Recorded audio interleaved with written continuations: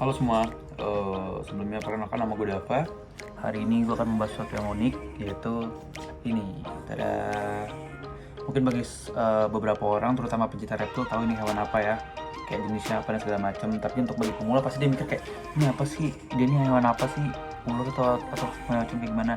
Oke, di video kali ini gue akan coba membahas si imut dari Merauke ini, atau dengan nama lainnya itu biasanya orang-orang sebut itu blue tongue skink, atau juga biasanya orang-orang nyebut kayak panana, kadal panana. Oke, baik. Kalau gitu kita lanjut aja ya. Untuk panananya ini, habitatnya itu di mana sih dia?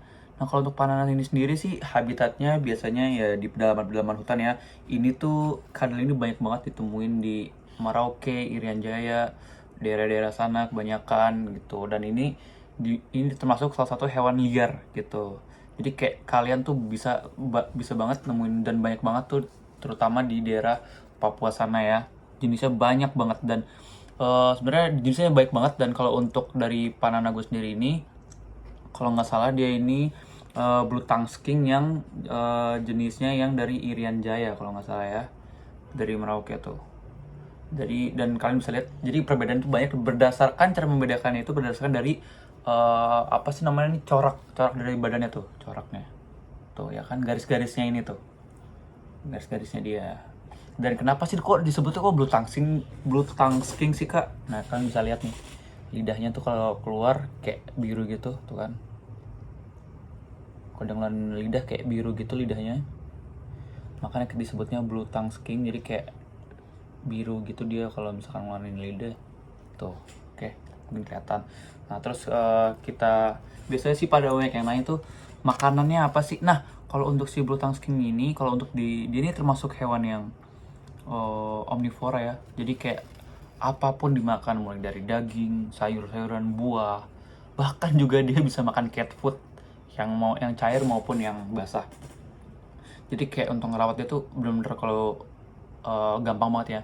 Ini saran dari gue untuk pemula kayak gue sendiri nih. Gue baru pertama kali banget yang melihara kayak lizard gini, kayak kadal-kadalan gitu, kayak reptiles terutama ya. Gue baru pertama kali banget melihara kayak gini, dan kayak bener pengalaman pertama gue. Jadi kalau untuk ini gue pribadi ya, kita tahu kan banyak banget yang namanya reptiles gitu ya. Ada misalkan ada yang biawak tuh banyak, terus itu bisa ada kayak bunglon dan segala macem, yang chameleon mungkin kalian tahu tuh.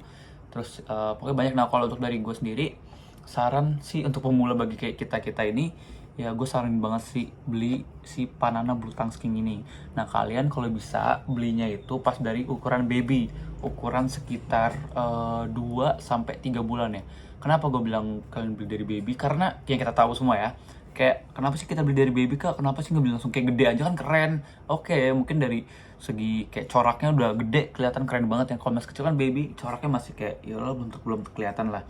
Tapi di sini keuntungannya kenapa kita beli yang baby, yang pertama, pengenalan kita dengan hewan yang kita beli itu lebih dekat. Dan untuk masalah yang utama itu apa, pemberian makannya itu kalau gue pribadi lebih bisa kita atur lah dibandingin misalnya yang udah dewasa. Misalkan gue beli dari si A nih, gue beli dari si A udah misalkan umur 8 bulan misalnya, udah gede segini, oke keren. Tapi kebiasaan itu yang nggak bisa kita atur dari ulang lagi. Kenapa? Kayak misalkan dari si A ini dia udah kebiasaan dikasih daging, terus pas kita beli otomatis kita harus kasih daging, pas kita kasih kayak cat food dan segala macam.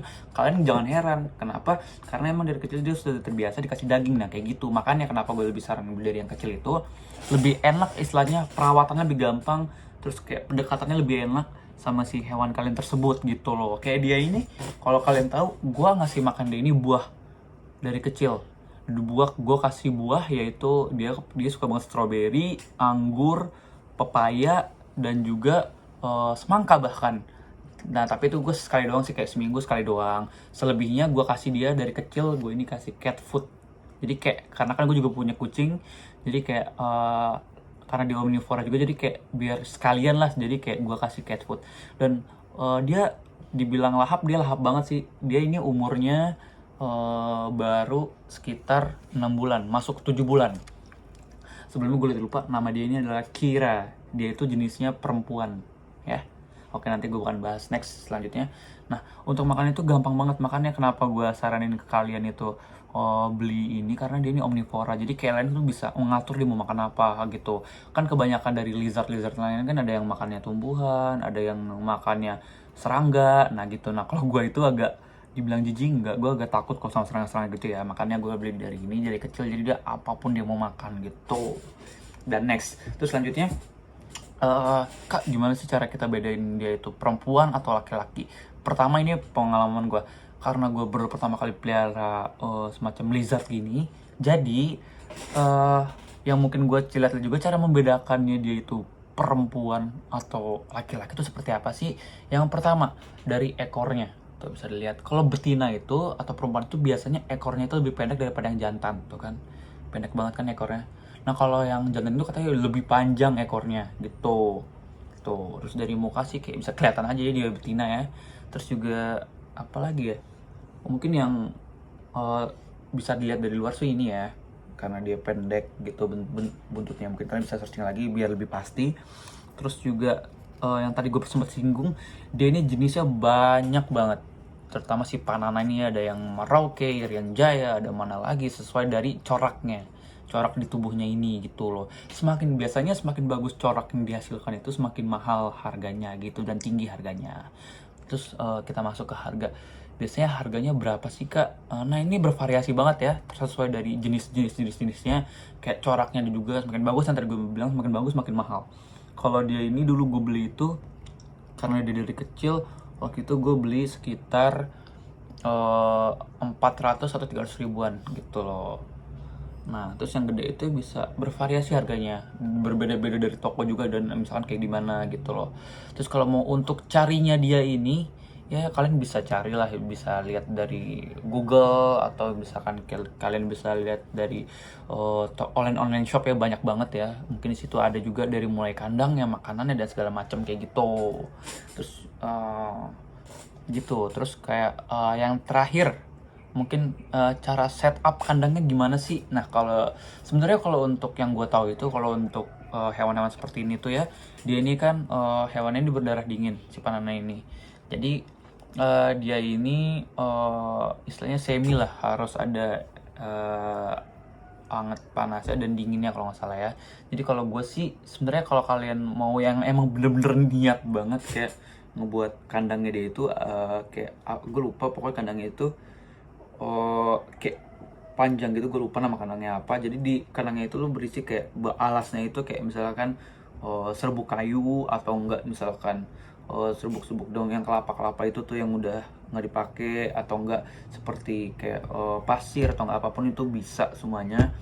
Terus yang penting kan jangan lupa taruh tempat makan dan tempat minumnya, itu penting banget untuk si Panana ini. Terus kalau kebanyakan sih ngasih kayak lampu itu loh, lampu emang khusus untuk reptiles yang mungkin wattnya juga kecil. Kalian bisa bervariasi, bisa 50 watt, bisa berapa watt, tergantung kebutuhan kalian aja. Yang penting ada istilahnya untuk menghangatkan tubuhnya dia ini gitu loh. Terus kalau untuk dimandiin sih gue kayaknya jarang banget ya mandiin dia ini. Untuk jemur juga karena emang suhu di ruangan gue nggak terlalu dingin, istilahnya standar, jadi gue nggak pernah jemur dia gitu, kecuali kalau misalkan kalian pasang AC misalnya.